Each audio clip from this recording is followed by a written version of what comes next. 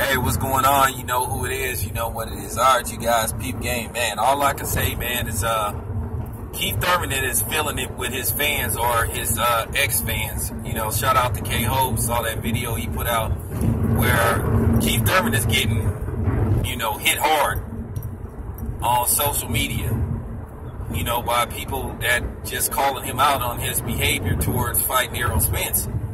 You know, a lot of people just see right through it.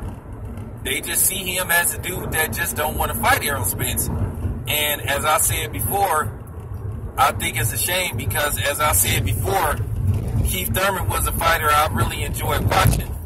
And I respect what he was talking when he was saying, hey, look, man, you know, in fighting, we fight. You know what I'm saying? I'll fight anybody.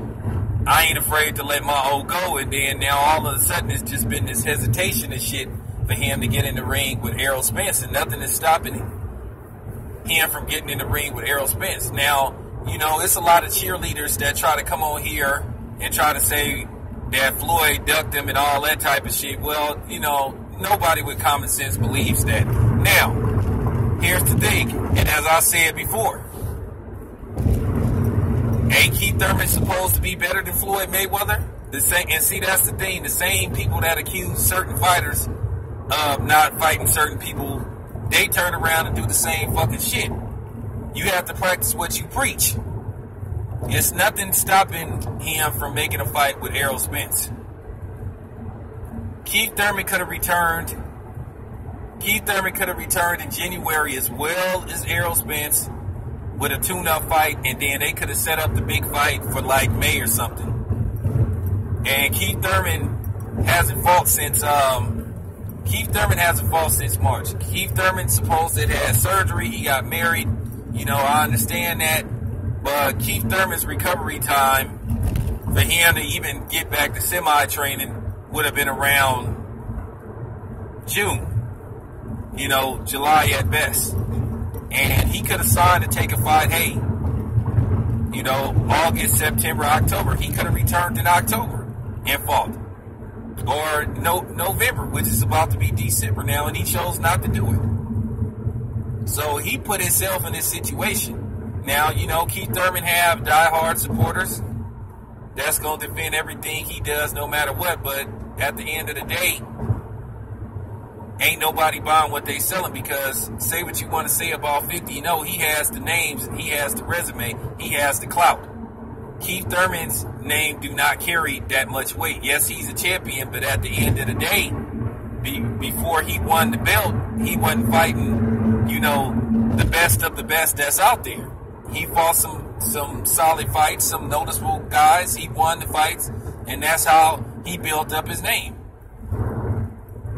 You build a name by either beating really good fighters or fighters somewhat with a, you know, big name. May not be superstars, but they have a solid name. People heard of them. So that's how you build your clout up. That's how you become a popular fighter. That's how you know what I'm saying, get into the top 10. That's how it works. Keith Thurman, by many, is considered a top 10 fighter. But he doesn't seem like he wants to fight people that's trying to get in the top 10. You know what I'm saying? He had a great victory against Sean Porter. Then he defeated Danny Garcia. Okay, those dudes had names. But then you have a guy in Errol Spence who most people think could possibly be number one pound someday. And Keith Thurman doesn't want to give the dude his chance. Because at the end of the day, there's no excuses why this fight shouldn't be made. Errol Spence has a belt. You got 2 belts. So why not try to unify? And as I said before, people use that unification shit when it fits their purpose. You know, when they trying to make their talking points. You know, you say this dude should unify, but then you say this dude don't have to unify. You say this dude should fight his mandatory, but then you say this dude don't have to fight this mandatory at this time. So it just all depends what the situation is.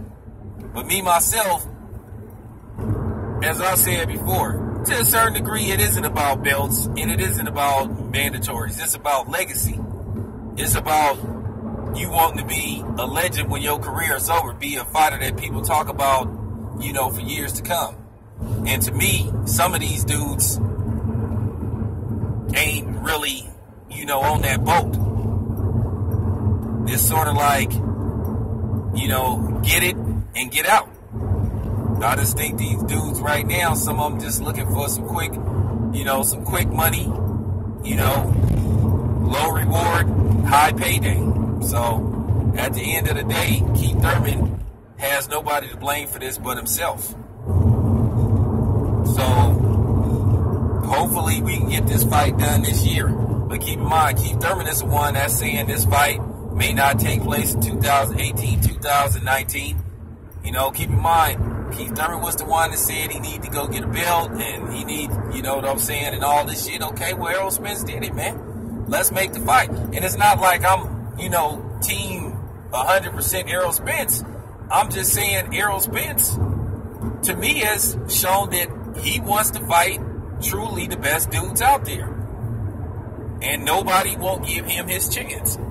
So we'll see what happens, man, with this. Hopefully this could be a wake-up call for Keith Thurman, and maybe Keith Thurman will see the reaction that he getting from his fans, and maybe he'll call out Heyman up and say, you know what, after the Lamont Peterson fight, and I'll take a tune-up fight, let's try to set this fight up. Because it's not too late for Keith Thurman to try to set up a fight for, like, February, because he was supposed to return in January.